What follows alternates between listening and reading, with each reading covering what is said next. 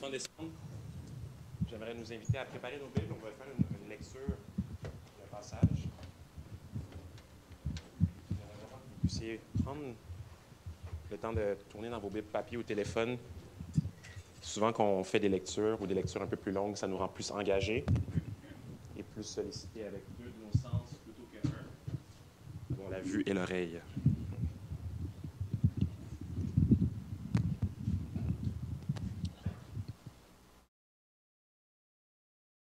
On va lire ensemble à partir de Matthieu 24, 36 jusqu'à 25, 30. Si vous avez vos Bibles papier, je vous encourage fortement à l'avoir avec vous, vos Bibles téléphones, pour pouvoir suivre lors de la lecture. Matthieu 24, 36. Donc, je répète encore une dernière fois pour ceux qui tournaient. Matthieu 24, 36.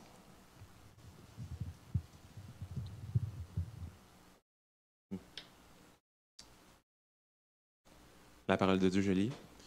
Quant au jour et à l'heure où cela se produira, personne ne les connaît, ni les anges du ciel, ni même le Fils, personne, sauf le Père et lui seul. Lors de la venue du Fils de l'homme, les choses se passeront comme au temps de Noé. En effet, à l'époque qui précéda le déluge, les gens étaient occupés à manger et à boire, à se marier et à marier leurs enfants, jusqu'au jour où Noé entra dans le bateau. Ils ne se doutèrent de rien jusqu'à ce que vienne le déluge qui les emporta tous. Ce sera la même chose lorsque le Fils de l'homme viendra. Alors, deux ouvriers travailleront côte à côte dans un champ, l'un sera emmené, l'autre laissé. Deux femmes seront en train de tourner la pierre de meule, l'une sera emmenée, l'autre laissée. Tenez-vous donc en éveil, puisque vous ignorez quel jour votre Seigneur viendra. Vous le savez bien, si le maître de maison savait à quelle heure de la nuit le voleur doit venir, il resterait éveillé pour ne pas le laisser pénétrer dans sa maison. Pour cette même raison, vous aussi, tenez-vous prêts, car c'est à un moment que vous n'auriez pas imaginé que le Fils de l'homme viendra. Quel est le serviteur fidèle et sensé à qui le maître a confié le soin de veiller sur l'ensemble de son personnel pour qu'il distribue à chacun sa nourriture au moment voulu? Heureux ce serviteur que le maître, à son retour, trouvera en train d'agir comme il le lui a demandé. Vraiment, je vous l'assure, son maître lui confiera l'administration de tout ce qu'il possède. Mais si un mauvais serviteur qui se dit « Mon maître n'est pas près de rentrer » et se met à maltraiter ses compagnons de service, à manger et à boire avec les ivrognes, son maître arrivera un jour où il ne s'y attendra pas, où il ne s'attend pas, un moment qu'il ne connaît pas, et alors le maître le punira très sévèrement et le traitera comme on traite les hypocrites. C'est là qu'il aura des pleurs et d'amers regrets. Ce jour-là, il en sera du royaume des cieux comme de 10 jeunes filles qui prirent leurs lampes et s'en allèrent à la rencontre du marié. 5 d'entre elles étaient insensées, les 5 autres étaient avisées. Les jeunes filles insensées prirent leurs lampes sans penser à emporter de réserve d'huile, mais celles qui étaient avisées prirent avec leurs lampes des flacons contenant de l'huile. Comme le marié se faisait attendre, elles s'assoupirent, toutes, et elles finirent par céder au sommeil. À minuit, un cri retentit. « Voici l'époux! Allez à sa rencontre! » Toutes les jeunes filles se levèrent et préparèrent leurs lampes. Alors les jeunes filles insensées s'adressèrent à celles qui étaient avisées. « Donnez-nous de votre huile, car nos lampes sont en train de s'éteindre. » Mais celles-ci répondirent, « Non, il n'y en aura jamais assez pour nous et pour vous. Courez plutôt vous en acheter chez le marchand. » Elles partirent en chercher. Pendant ce temps, le marié arriva. Celles qui étaient prêtes entrèrent avec lui dans la salle de noces et l'on ferma la porte. Plus tard, les autres jeunes filles arrivèrent à leur tour, mais elles eurent beau crier, « Seigneur, Seigneur, ouvre-nous !» Il leur répondit, « Vraiment, je vous l'assure, je ne sais pas qui vous êtes. » C'est pourquoi, ajouta Jésus, « Tenez-vous en éveil, car vous ne savez ni le jour ni l'heure de ma venue. » Il en sera comme d'un homme qui partit pour un voyage. Il convoqua ses serviteurs et leur confia l'administration de ses biens. Il remit à l'un 5 lingots, à un autre 2, et à un troisième 1 seul, en tenant compte des capacités personnelles de chacun. Puis il s'en alla. Celui qui avait reçu les 5 lingots se mit aussitôt à les faire fructifier, de sorte qu'il en gagna 5 autres. Celui qui en avait reçu 2 fit de même et en gagna 2 autres. Quant à celui qui n'en avait reçu qu'un, il s'en alla creuser un trou dans la terre pour y cacher l'argent de son maître. Longtemps après, le maître de ses serviteurs revint et leur fit rendre compte de leur gérance. Celui qui avait reçu les 5 lingots se présenta, apportant les 5 lingots supplémentaires qu'il avait gagnés. « Maître, dit-il, tu m'avais remis 5 lingots, j'en ai gagné 5 autres. Les voici. » « Très bien, lui dit son maître, tu es un bon serviteur, en qui l'on peut avoir confiance. Tu t'es montré fidèle en peu de choses. C'est pourquoi je te confierai des plus importantes. Viens partager la joie de ton maître. » Celui qui avait reçu les 2 lingots se présenta aussi et dit, « Maître, tu m'en avais remis 2 lingots, j'en ai gagné 2 autres. Les voici. » « Très bien, lui dit son maître, tu es un bon serviteur en qui l'on peut avoir confiance. Tu t'es montré fidèle en peu de choses, c'est pourquoi je t'en confierai de plus importantes. Viens partager la joie de ton maître. » Enfin, celui qui n'avait reçu qu'un lingot vint à son tour et dit, « Maître, je savais que tu es un homme dur. Tu moissonnes là où tu n'as rien semé, tu récoltes où tu n'as pas répandu de semences. Alors j'ai pris peur et je suis allé cacher ton argent dans la terre. Voilà, prends ce qui t'appartient. » Mais son maître lui répondit, « Vaut rien, fainéant. Tu savais que je moissonne là où je n'ai rien semé et que je récolte là où je n'ai pas répandu de semences. Eh bien, tu aurais dû placer mon argent chez les banquiers et à mon retour, j'aurais récupéré le capital et les intérêts. Qu'on lui retire donc le lingot et qu'on le donne à celui qui en a déjà 10. Car à celui qui a, on donnera encore et il sera dans l'abondance. Mais à celui qui n'a pas, on ôtera même ce qu'il a.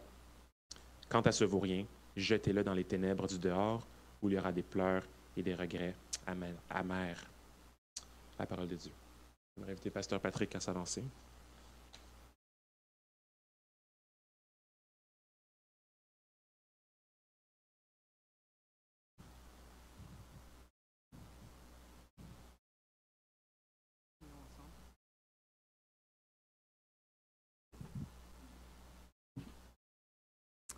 Tendre Père, merci pour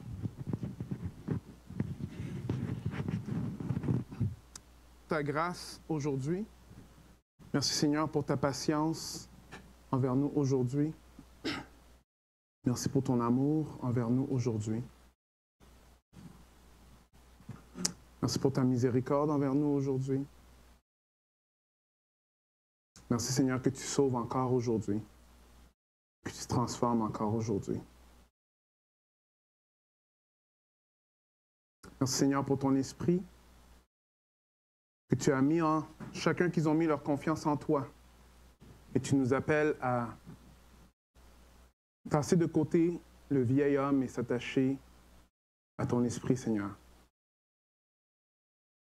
Cette nouvelle personne que tu crées en nous quand on vient à toi, cette nouvelle naissance, Seigneur, tu nous appelles à vivre selon ces pas-là et pas selon notre ancienne nature. Merci Seigneur qu'encore aujourd'hui, Seigneur, en entendant ta voix, en lisant ta parole, on a la chance de se repentir et de se tourner vers toi. Je te prie pour plusieurs qui ne l'ont pas encore fait, qu'ils puissent le faire maintenant. C'est en ton nom Jésus. Amen. Alors, je me rappelle encore, quand j'étais plus jeune, j'étais dans la cuisine et ma mère est allée prendre un téléphone en haut dans sa chambre.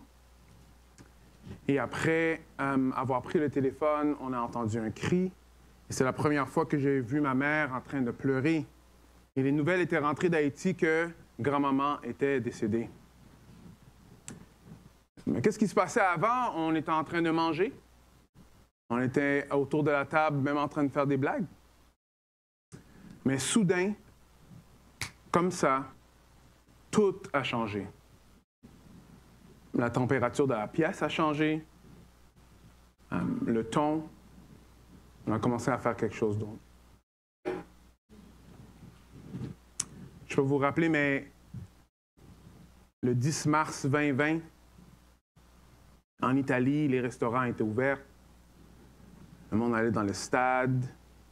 Les familles se réunissaient ensemble. Le lendemain, le 11, l'Organisation mondiale de la santé a déclaré officiellement la pandémie. Et au jour au lendemain, en dedans de 24 heures, tout a changé. Ici, au Québec, c'était le 12 mars où on a annoncé, OK, on ne peut pas avoir des rassemblements de plus de 250 personnes. Je ne sais pas si vous vous rappelez de ça. Après le 13 mars, François Legault a déclaré l'état d'urgence sanitaire. Il ferme les écoles, les cégeps, les universités. Le 15 mars, ferme des bars, spectacles, cinéma. Après confinement officiel, le 23 mars. Alors, la semaine d'avant, tout le monde allait à l'épicerie comme d'habitude. Tout le monde était en train de se chicaner comme d'habitude. Ou s'aimer comme d'habitude. Regarder Netflix comme d'habitude. Right? Mais au jour au lendemain, on a vu que notre réalité a changé. Au jour au lendemain, ça n'a pas pris longtemps. Au jour au lendemain, tout a changé. Je vous parle de ça, c'est parce que Jésus, lui, il parle de ça aujourd'hui. Il commence à nous dire qu'on a besoin de rester en alerte. On a besoin de rester en alerte. Parce qu'il peut retourner n'importe quand. Alors, dans le texte qu'on a lu, on a vu que Jésus est en train de dire ici, « Quant au jour et à l'heure où cela se produira, personne ne le connaît, ni les anges du ciel, ni même le Fils, personne sauf le Père et lui seul. »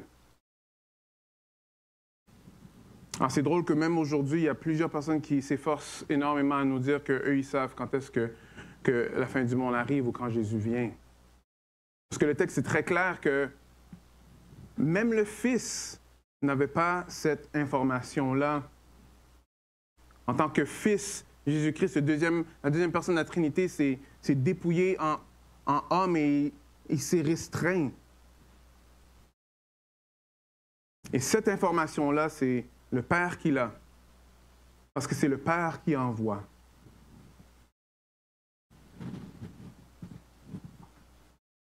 Mais personne ne le sait.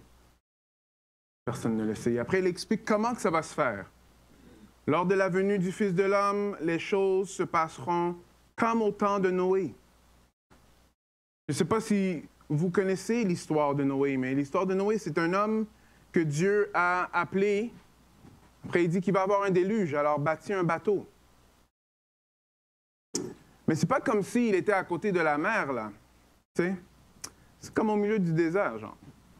Bâtit un bateau. Et c'est pas un petit bateau, c'est comme un navire. Ça lui a pris beaucoup d'années. On peut imaginer les voisins. Voilà le Noé. Qu'est-ce qu'il fait? Mais voyons donc. On n'a pas besoin d'une affaire de même.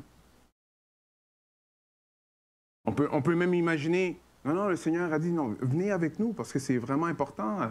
Repentez-vous, venez voir Dieu. Ton Dieu à toi, ouf, ça a l'air un peu fou ce que tu es en train de faire. Right? Et qu'est-ce que Jésus explique? Il dit, au temps de Noé, en effet, à l'époque qui précéda le déluge, les gens étaient quoi? Occupés à manger et à boire, à se marier, à marier leurs enfants, jusqu'au jour où Noé entra dans le bateau. Alors, ils ne se doutèrent de rien jusqu'à ce que vienne le déluge qui les emporta tous. Ce sera la même chose quand le Fils de Dieu va venir. Alors, ce que Jésus-Christ est en train de nous dire, c'est qu'on a besoin de rester alerte. On a besoin de rester alerte. Alors, j'ai utilisé 2 exemples plus tôt, mais ce n'est pas les seuls exemples. La vie normale, le soir du 23 février en 2022. Alors, dans la ville de Kiev, tout le monde faisait leurs courses. Ils planifiaient leurs vacances, ils prenaient leur voiture pour aller à droite et à gauche. Même s'il y avait de la tension avec la Russie, beaucoup pensaient que la guerre pouvait être évitée. Mais à 4 heures du matin, le 24 février, M. Vladimir Poutine annonçait une opération militaire spéciale. Quelques minutes plus tard, des missiles frappaient la ville de Kiev. Et la guerre a éclaté. Pourquoi je vous donne ces exemples-là? Parce que c'est des exemples qui sont normaux. Alors, même si on ne parle pas de Dieu, il y a plusieurs choses qui arrivent dans notre vie qu'on ne s'attend pas à ça. On est en train de vivre notre vie normalement et tout d'un coup, tout change. Tout d'un coup, tout change. Et Jésus-Christ a dit que lui, il va venir comme ça. Le Fils de l'homme va venir comme ça.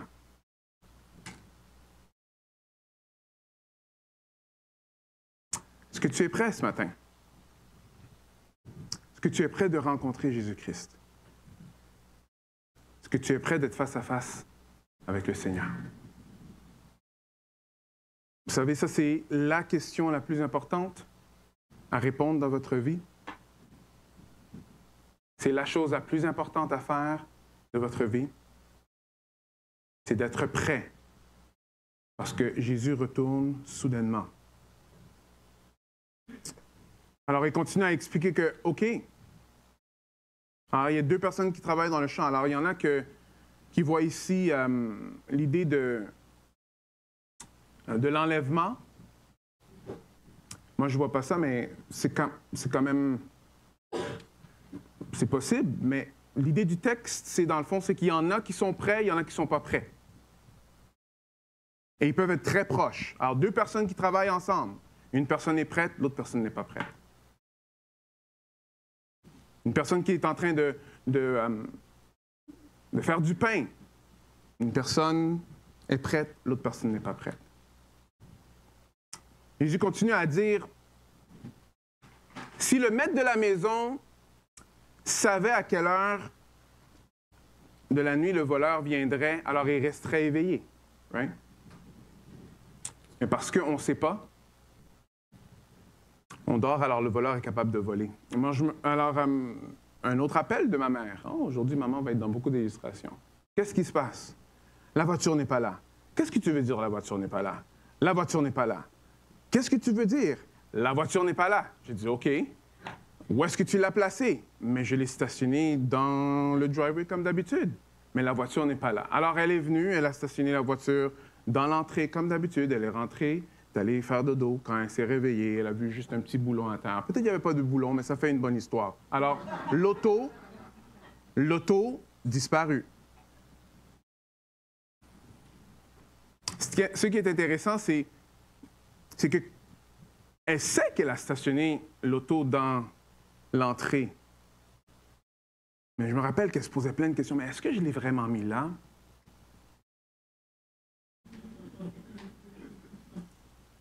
Ou d'autres questions, c'est, sachant qu'il l'aurait pris, peut-être je l'aurais mis quelque part d'autre. Je l'aurais mis dans le garage. Sachant qu'ils auraient venu prendre l'auto, alors moi, qu'est-ce que j'aurais fait? Alors, j'aurais changé ma façon de faire. Vous voyez, ce que Jésus est en train d'expliquer ici, il est en train d'expliquer qu'il vient comme un voleur et on ne sait pas.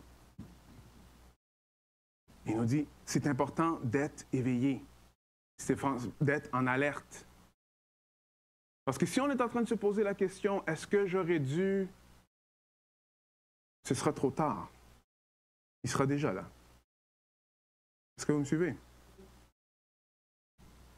Es-tu en alerte? Es-tu prêt? C'est vraiment ça le ton de ce que Christ est en train de nous montrer ici. Je ne sais pas si vous avez déjà entendu ce dicton-là. On sait que la mort et les impôts sont inévitables, right? Mais on repousse toujours l'échéance comme s'il n'arrivait pas. Une traduction très libre. Alors, tout le monde sait que la mort est certaine, mais peu vivent comme s'ils allaient vraiment mourir un jour. Les impôts et la mort sont assurés. Pourtant, on évite d'y penser jusqu'à quelqu'un vient frapper à la porte.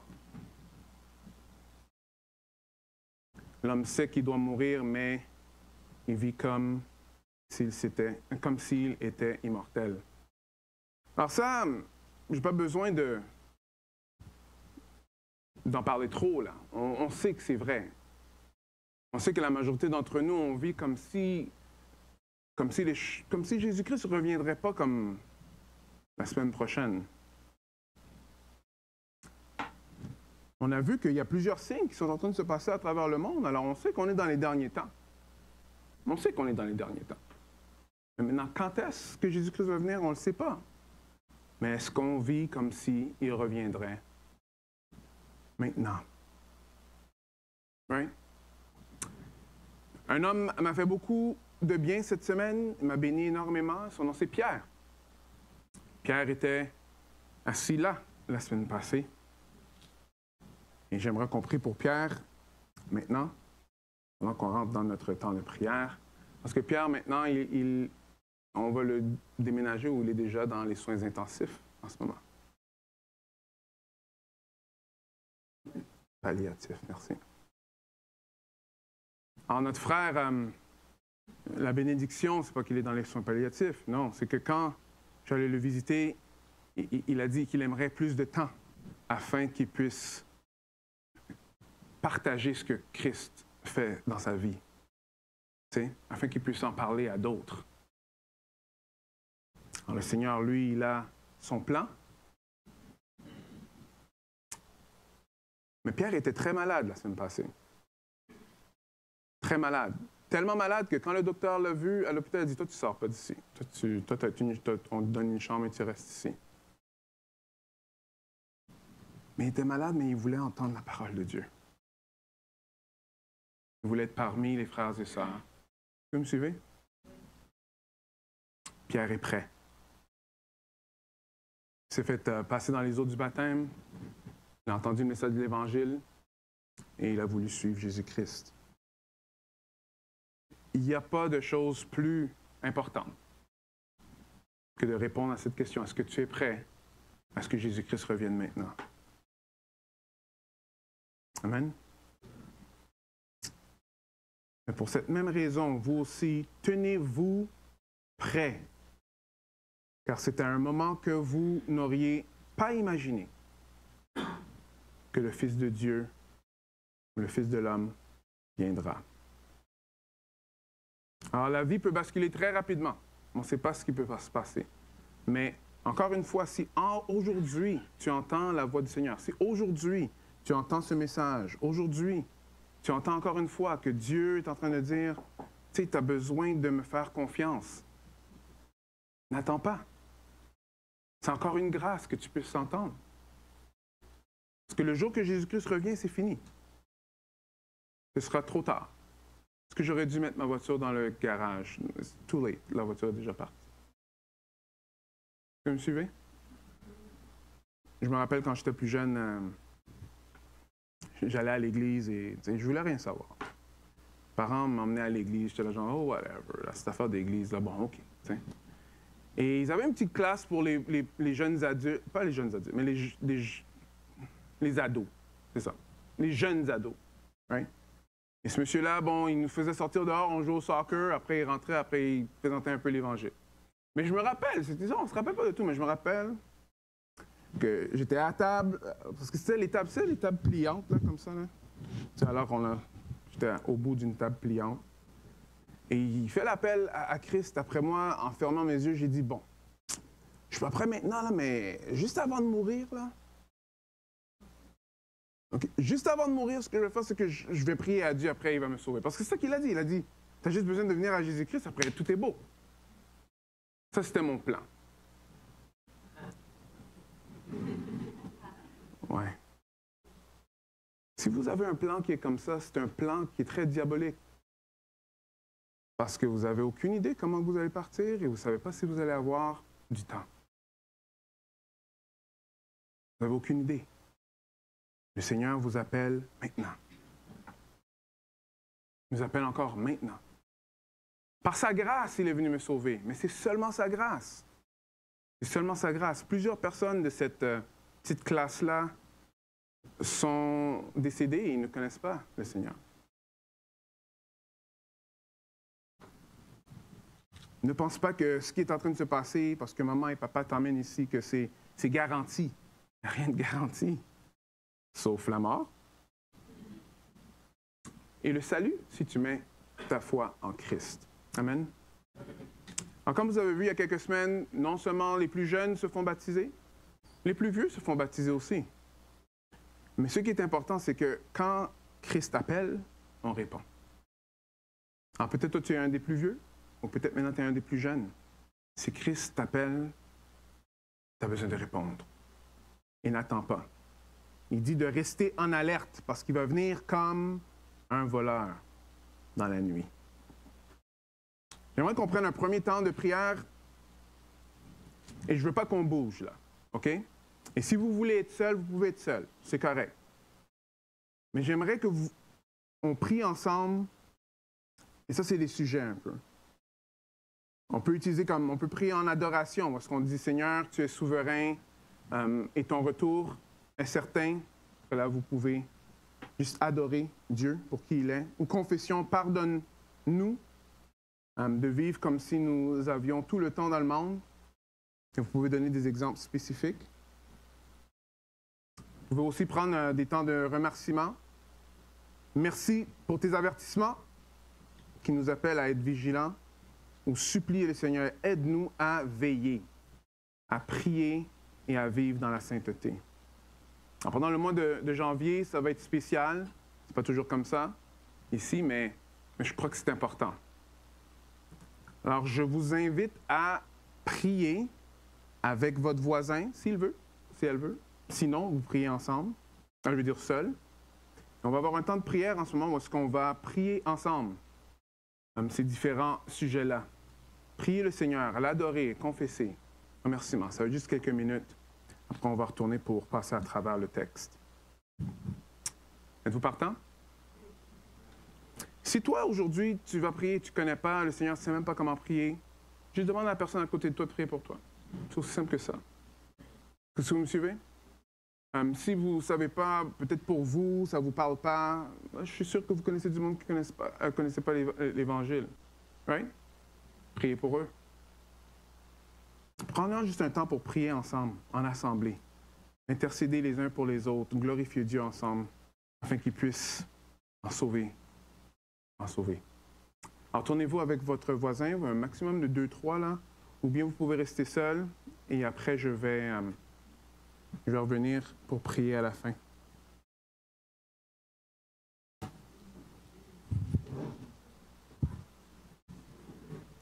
Tu veux être seul, tout.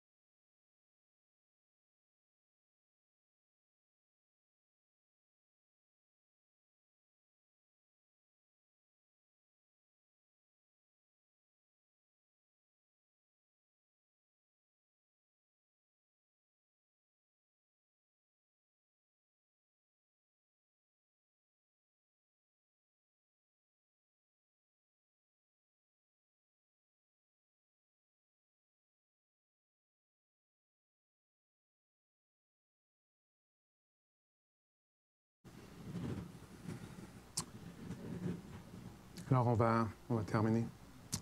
Père éternel, on t'adore, Seigneur. On reconnaît, Seigneur, que tu es un Dieu qui est lent à la colère, riche en bonté. Seigneur, que tu es un Dieu qui est tout-puissant.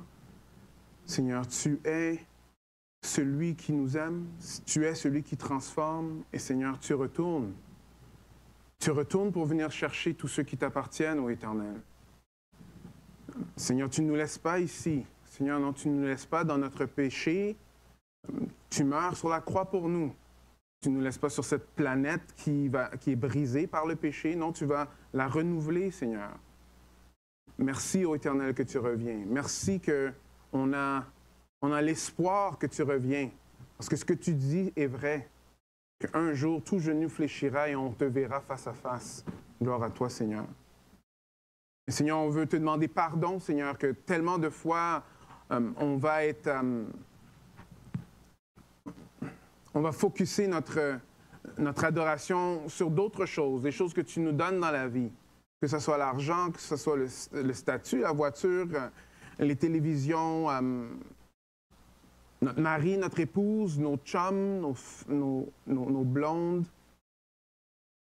nos aspirations, tout ce qui est bon en toi, mais pas en dehors de toi, Seigneur. Et on te demande pardon que... Moi, je prie pour nous afin que on puisse vivre avec cet empressement-là, Seigneur, rester en alerte, sachant que tu peux retourner n'importe quand, Seigneur. Oui, Seigneur, on te remercie qu'encore aujourd'hui encore, tu nous avertis. Aujourd'hui encore, tu sauves. Et si ce matin, tu as mis ta confiance en Jésus-Christ, si c'est ça qui s'est passé ce matin, ou si tu t'es tourné vers Christ, ou si tu sais que la seule chose qu'il faut que tu fasses, c'est te tourner vers lui, tu as juste à le faire, se tourner vers lui. Parce qu'il ne refuse personne qui se tourne vers lui. Merci, Seigneur, que tu sauves encore aujourd'hui. Et on te supplie, Seigneur, que notre vie, nos vies de prière, nos vies de piété, Seigneur, puissent refléter le fait que tu reviens n'importe quand. Je te prie ça en ton nom, Jésus. Amen.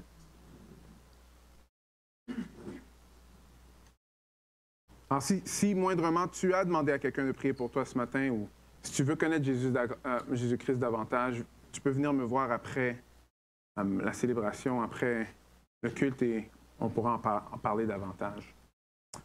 Alors, Jésus, lui, il continue. Il va nous donner trois paraboles qui sont assez intéressantes.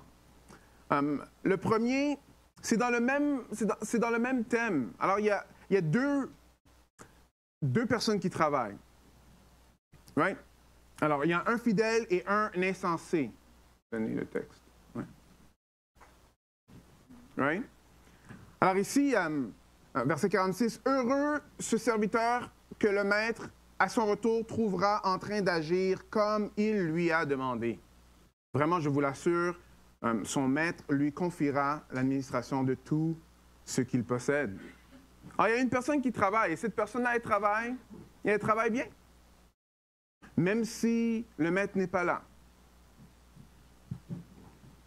Ce qui est intéressant, c'est qu'un jour, le maître va retourner, et s'il voit que son serviteur est en train de faire ce qu'il était supposé d'être en train de faire, il va être plein de joie. Après là, l'avertissement vient après. Mais si c'est un mauvais serviteur, right? Il va penser dans sa tête, mais mon maître n'est pas prêt de rentrer, alors dans le fond, je peux faire ce que je veux.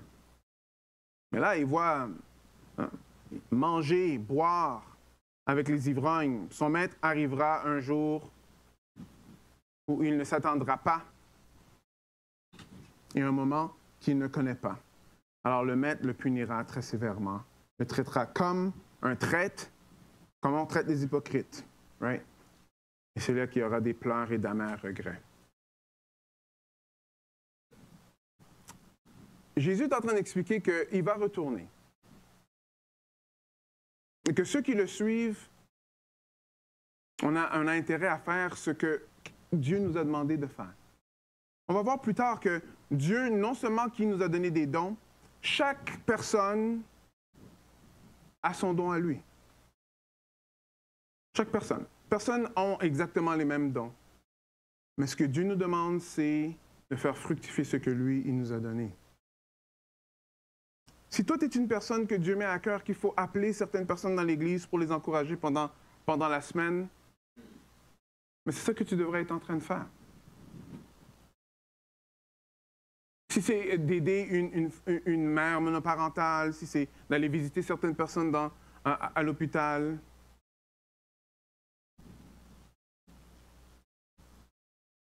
Si c'est d'apprendre la parole de Dieu davantage pour encourager les autres dans la parole.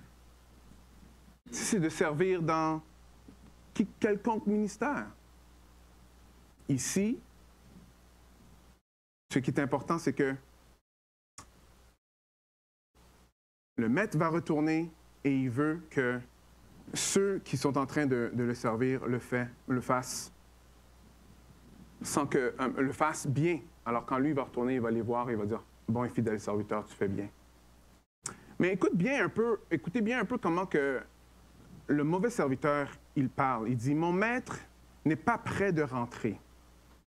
C'est un peu genre « wow, regarde, je sais que je suis supposé de faire les bonnes choses, mais peut-être plus tard. » Est-ce que vous voyez ça? Il n'est pas prêt de rentrer. Alors, il n'est pas encore prêt de rentrer. Alors, quand il va être prêt de rentrer, là, je vais essayer de me remettre sur la bonne voie. Mais pour l'instant, peut-être plus tard. Et les peut-être plus tard, c'est dangereux, les peut-être plus tard. Parce que ce n'est pas à ça qu'on est appelé. On est appelé à être des serviteurs qui suivent le Seigneur avec le temps qu'on a en ce moment. Alors oui, il faut rester en alerte, mais il faut aussi rester engagé. On a besoin de rester engagé. Chacun d'entre nous, on a des engagements que Dieu nous appelle à faire. On est appelé à rester engagé. Est-ce que ça veut dire qu'il faut pardonner celui qui est à côté de toi? Oui. Est-ce que ça veut dire qu'il faut être patient? Oui. Aimer? Oui. Vous savez, Dieu nous a donné beaucoup de différentes choses sur lesquelles on peut le glorifier. Et il nous demande de rester engagé. Pas de « OK, peut-être plus tard ». Parce que celui-là, lui, il va être pris, comme on dit, les culottes baissées. Mais comme vous voyez, c'est très sévère, la punition. Il y aura des pleurs et d'amers regrets. Jésus est en train, ici, encore une fois, d'essayer d'éveiller et de nous montrer, OK, Jésus revient, alors qu'est-ce qu'il faut que je fasse? Là, il est en train de nous dire, OK, quelqu'un qui suit Jésus-Christ, il a besoin de rester engagé. Vous voyez ça? Il y a juste une personne qui le voit? Vous voyez ça? Good. Alors, je vais passer à une autre histoire. L'autre histoire est quand même assez intéressante. C'est les 10 il y en a qui se disent 10 vierges, les 10 jeunes filles. Alors, il y en a 10 jeunes filles qui vont pour préparer un mariage. OK? C'est un peu ça. Pour préparer un mariage, et dans le Moyen-Orient et aussi dans l'Ancien temps, il y avait une façon de le faire, où est-ce que le père du mari déclarait que, OK, bon, là, lui, il va se marier. Et des fois, ça se faisait la nuit. Mais il y avait une chose qui était quand même assez commune, c'est qu'on ne savait pas quand est-ce que le père allait déclarer ça. Alors, c'est pour ça qu'ici, il y en a 10 jeunes filles qui y vont. Ça, c'est les jeunes filles qui vont accompagner celle qui va se marier. Mais il y en a 5 qui ont réalisé que, mais on ne sait pas. Peut-être il va tarder. Peut-être il va prendre plus de temps qu'on le pense. Alors, nous, ce qu'on va faire, c'est qu'on va prendre de l'huile pour nos lampes, mais on va aussi en prendre un peu plus. Au cas où, que si ça prend plus de temps, au moins on a de l'huile et on pourra venir pour aller assister la mariée pour être mariée. Mais il y en a 5 autres qu'eux, ils n'ont pas fait ça. Alors c'est pour ça qu'on les appelle, il y en a qui étaient avisés, il y en a qui étaient insensés. Dans certaines versions, ça va dire qu'il y en a qui étaient folles. Mais dans le contexte plus grand, on peut comprendre que folle, ça peut avoir du sens. Mais en grande partie, c'est un peu ça. Alors, ce qui se passe, c'est que, oui, ça tarde et ça tarde et ça tarde. Ça tarde tellement qu'ils se sont tous endormis. Finalement, on entend, c'est l'heure. C'est l'heure, Seigneur, Seigneur. Non, pas Seigneur, Seigneur, ça c'est à la fin. Là, ça dit, OK, l'annonce est là, voici l'époux, allez à sa rencontre, les jeunes filles, let's go, on y va. Ceux qui ont de l'huile, ils mettent l'huile parce que là, ils ont besoin de lumière pour y aller. Ils vont vers l'époux. Les autres, ils disent, ah, mais est-ce que vous pouvez nous donner votre huile? Ils disent, non, nous, on en a besoin. Mais vous pouvez aller, tu sais, aller chercher de l'huile, peut-être dans les environs, peut-être vous allez en trouver. Alors, les autres, ils vont. Mais c'est trop tard. Alors, les autres jeunes filles, ils rentrent dans la fête. Ceux qui ont trouvé l'huile retournent après, frappent à la porte. Et cette phrase qu'on a entendue plus tôt, right? Que je ne vous ai pas connu, je ne vous connais pas. Encore une fois, Jésus est en train de passer un message. Le message de c'est important d'être prêt. Mais des fois, on ne pense pas à ça. Jésus nous demande pas seulement d'être prêt, il nous demande d'être prêt comme si sa venue va prendre du temps. On a toujours entendu, OK, mais soyez prêts si Jésus revient maintenant. Right? Mais cette parabole nous montre, OK, mais soyez prêts au cas où que ça va prendre du temps. C'est ça le point. Je sais que souvent, plusieurs vont essayer de spiritualiser ça, que dans la lampe, c'est l'esprit, mais c'est vraiment pas ça que le texte est en train de dire. Le texte est en train de dire très clairement, soyez prêts, même si ça va prendre du temps. Alors, qu'est-ce que ça veut dire pour nous? Ça veut dire que nous, on a besoin de comprendre le salut avec persévérance. Rappelez, la semaine passée, je vous ai expliqué que le salut, c'est non seulement la justification, mais c'est aussi la sanctification et la glorification. Si nous, on ne voit pas, on ne comprend pas d'être sauvés, il y a aussi la persévérance qui fait partie de ça. Alors, on aura de la misère à vivre la vie chrétienne. Parce que si on pense que tout doit être fait comme ça, j'ai de la nouvelle pour toi. Il y a peut-être certaines choses que Dieu t'a sauvées, mais il y a des péchés que ça va prendre beaucoup de temps à sortir, parce que ça a pris beaucoup de temps à instaurer chez toi. Mais se préparer comme si ça va prendre du temps. Regardez, on parle plus que 2000 ans après que ces textes-là ont été écrits. C'est pertinent. Est-ce que dans votre esprit, vous avez une perspective que peut-être ça va prendre du temps? Et si ça va prendre du temps, alors il faut que nous, on agisse en conséquence. En conséquence. Pasteur Carson était en train d'expliquer que le roi Ézéchias, c'est très intéressant son histoire, le roi Ézéchias, c'était un roi qui était un bon roi, mais il a fait quand même des grosses gaffes. Alors, les Babyloniens étaient venus et lui, il voulait montrer aux Babyloniens que, genre, regardez, nous, les Juifs, là, nous, on a de quoi. Alors, venez voir toutes nos affaires précieuses dans le temple. Après, ils sont rentrés. Mais qu'est-ce qui s'est passé plus loin? C'est que les Babyloniens, ils ont dit, OK, eux, ils ont vraiment beaucoup d'argent, ils sont rentrés et ils ont tout pris. Right? Mais une des choses qui est intéressante, c'est que quand on a mentionné au roi Ézéchias que ça, c'est quelque chose qui va affecter les générations plus loin, lui, il a dit, well, au moins dans ma vie à moi, ça ne va pas m'affecter. Ouf. Est-ce que nous, on a un peu cette vision-là? Qu'on vit la vie chrétienne juste pour notre vie maintenant, pour notre génération à nous, à nous maintenant, comme si peut-être Dieu ne reviendra pas, il ne tardera pas? Les textes disent que si Dieu tarde, c'est afin que plusieurs puissent venir à lui. Alors peut-être ça va prendre du temps avant qu'il vienne. Mais ça devrait changer nos décisions aujourd'hui de comment que nous, on va vivre notre vie chrétienne.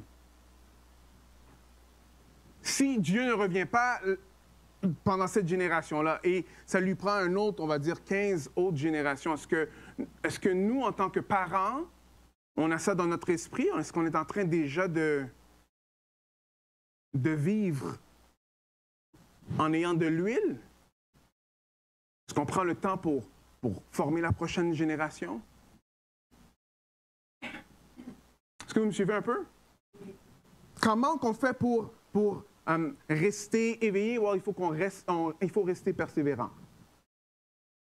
Mais pas seulement rester persévérant, ça veut dire qu'il faut qu'on pense d'une façon qui est beaucoup plus loin que notre propre nombril à nous. Je suis pas mal sûr, et c'est pas parce que je suis prophète, là, mais comme dans 200 ans, je pense qu'il n'y a aucun d'entre nous qui seront ici. Je n'ai pas besoin de vous dire que le Seigneur m'a dit, là, mais c'est juste... T'sais. Et ça, vous n'allez pas entendre ça de moi. Mais dans 200 ans, il y aura aucun de nous ici. Ma question pour toi, c'est celle-ci. Et oui, je dis toi. Qu'est-ce que Dieu, lui, il t'a donné en ce moment que s'il ne revient pas dans 200 ans, va aider l'Église 200 ans plus tard?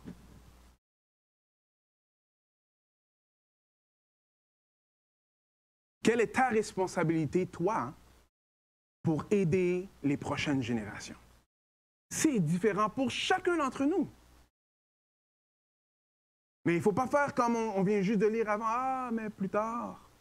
Ou les 10 jeunes femmes qui ont juste pensé à eux-mêmes et pas assez loin. On a besoin de vivre notre vie comme si aussi le Seigneur tarderait de retourner. Est-ce que vous me suivez un peu?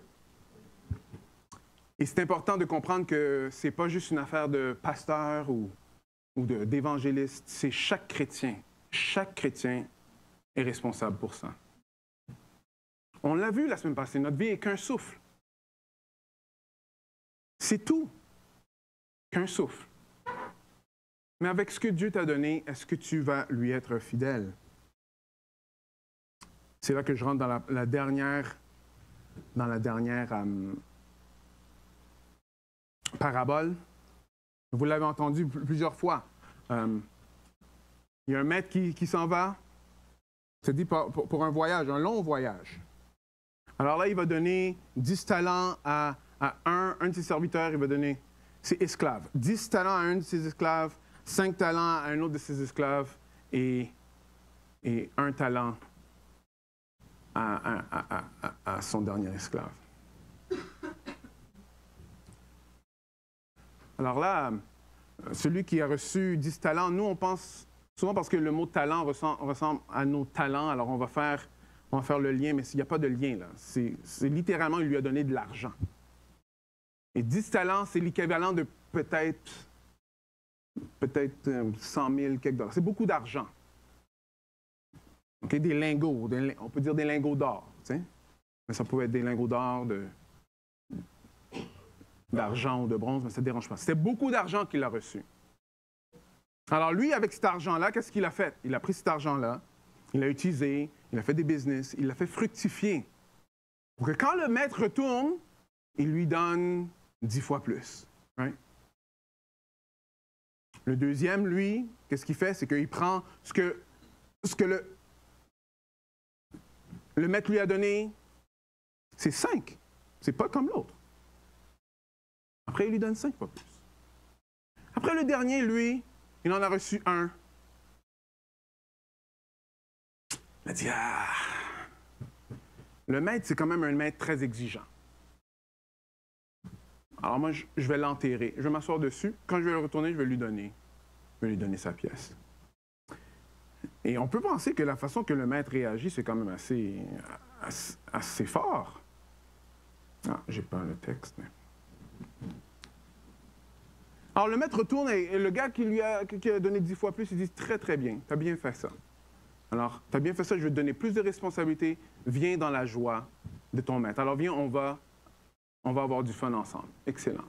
Le deuxième qui en a 5, il n'en a pas donné 10, il lui a juste donné 5. Mais il a dit exactement la même chose. Tu as bien fait. Avec ce que je t'ai donné, tu l'as fait fructifier. Mais le dernier, il lui a dit « Non, toi, tu es un mauvais serviteur. Parce que dans la tête du dernier, il disait, mais lui, il est méchant et tout. Le patron va dire, ou le maître va dire, mais si tu savais que j'étais aussi mauvais, alors tu aurais dû au moins le donner au banquier pour faire un peu d'intérêt, là, pour me le donner. Mais c'est pas ça que tu as fait. Tu t'es assis dessus. Plusieurs fois que j'avais lu cette parabole-là, j'étais genre, ah ouais, mais c'est un peu difficile. Mais avec le temps, j'y ai pensé et la réponse m'est venue plus dans l'application. Tu sais, Jésus va dire au début de Matthieu que nous, on n'a pas reçu un salut pour le mettre en dessous de notre lit. Ça veut dire qu'on est une lumière, mais cette lumière-là n'est pas là pour être cachée. Elle est là afin que d'autres personnes puissent voir cette lumière-là. Vous me suivez? Alors, si vous avez goûté au salut que Dieu donne et que vous ne voulez pas le partager à personne, c'est très, très, très selfish. Je sais pas le mot en français. Est-ce que vous me suivez? Alors, nous, on a trouvé ce qui peut sauver notre âme, nous sauver de l'enfer, la perte éternelle, mais on va juste le garder pour nous-mêmes? Non. Non, non, non. Alors, on peut voir dans cet exemple-là, dans cette application-là, que si Dieu nous donne de quoi, on a intérêt à le faire fructifier, n'est-ce pas? Mais ici, ça, c'est plus à propos de ce que Dieu nous donne en tant que talent, argent, des biens, tout ce qu'il nous donne dans la vie. Tout ce qu'il nous donne dans la vie. Est-ce que nous, on est là juste pour s'asseoir dessus ou est-ce qu'on veut le faire fructifier pour le Seigneur? Vous savez, on est dans un bâtiment ici. Oui? Non? OK. Il y a plusieurs petites églises qui voulaient commencer des églises qui n'ont pas de bâtiment dans la ville. La raison pourquoi on a des bâtiments dans la ville aujourd'hui, où on est dans ce bâtiment-là, c'est parce qu'il y a des saints avant vous, avec ce qu'ils avaient, ils ont fait fructifier ça afin qu'il y ait une assemblée ici. L'assemblée avait juste commencé par une réunion de prière ici. C'était pas ça qu'il y avait avant. On était dans un autre bâtiment avant, qui était plus petit. Mais c'est avec cette vision de OK, on va faire fructifier ce que Dieu nous a donné. C'est argent, mais ça peut être talent aussi. Si toi, tu sais enseigner, ou si tu sais évangéliser, ou si tu sais prendre soin du monde, est-ce que si tu sais négocier, si tu sais coder, si tu sais faire des sites web, toutes ces choses-là. Si Dieu t'a donné ces talents-là, ou ces choses-là, la question c'est ceci, est-ce que nous, on va juste garder ça pour nous-mêmes? Tu sais, je fais ma job à la maison, je rentre, je paye mes factures, t'es beau, ou est-ce que Dieu nous demande de le faire fructifier? Est-ce que vous me suivez un peu? Êtes-vous avec moi? Oui? Alors, on voit ici que Christ nous dit, oui, qu'il faut rester éveillé. Et comment qu'on fait pour rester éveillé? Mais en faisant fructifier ce que lui nous a donné. On est là pour faire fructifier ce qu'il nous a donné. Vous savez, on a besoin de rester productif parce que le piège, c'est de penser que « Ah, mais c'est lui qui fait tout le travail » ou « C'est lui qui fait tout le travail ». C'est pas comme ça que ça fonctionne. Parce que l'Église, c'est pas un bâtiment, c'est une assemblée de personnes. Vous me suivez? Paul va expliquer que on est des membres. Si quelqu'un ne fait pas sa job, c'est comme si on manque un bras. Si une autre personne ne fait pas ce que Dieu lui a demandé, alors c'est comme si on manque un pied. Et souvent, ce qui se passe, c'est qu'on va dire « Ah, mais regardons ça, et regarde comment on boite. » Oui, peut-être on boite, c'est vrai. Mais la question, c'est est-ce que toi, tu es l'orteil qui peut aider pour qu'on puisse marcher? Est-ce que vous me suivez? C'est important. Alors, il y a tellement d'applications à ça. Mais l'idée, encore une fois, c'est que ce que Dieu nous donne, il veut qu'on soit productif, il veut qu'on reste vigilant, parce qu'il revient n'importe quand. Il revient n'importe quand. On va pas prendre le deuxième temps de prière, parce que ça va prendre plus de temps. Mais je vais terminer avec ceci. Moi,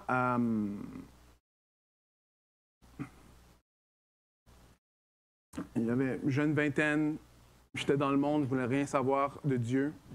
Et je suis rentré à une église, dans l'église de mes parents. Et il y a un homme qui est rentré ce matin-là. Son nom, c'est M. Lambert, et il mourait du cancer. Et il tenait à venir encourager l'Assemblée. Alors, je me rappelle, il s'est mis devant, sa peau était un peu verdâtre, là, parce qu'avec tous la chimie et tout, chimio et tout. Et il a dit comme ça, l'Éternel, avec un accent anglais, peut-être pas aussi fort que ça, mais que l'Éternel est bon. Que l'Éternel est bon. Et moi, j'ai dit, wow. Si l'Éternel est avec lui, pendant qu'il est dans cet état-là, wow, ça, c'est le genre de Dieu que moi, je veux suivre. J'aurais jamais pensé que j'aurais vu ça encore de ma vie, mais par la grâce de Dieu, Pierre nous a montré ça la semaine passée. Notre frère nous a montré qu'il était prêt. Il ne savait pas. Il ne savait pas que les diagnostics de cette semaine allaient se donner. Mais il est prêt. L'empressement est important. On a besoin de rester éveillé.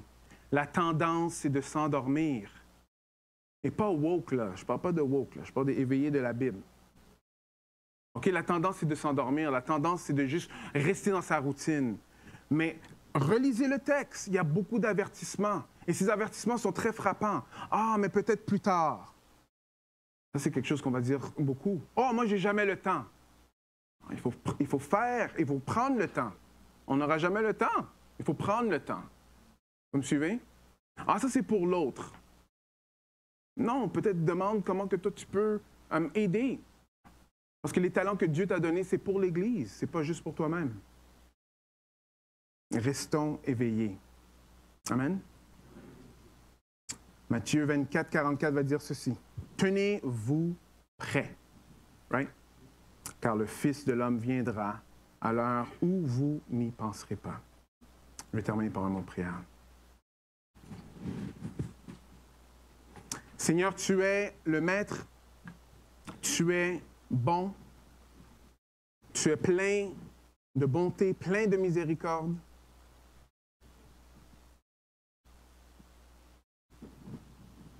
Tu viens vers nous, tu prends soin de nous.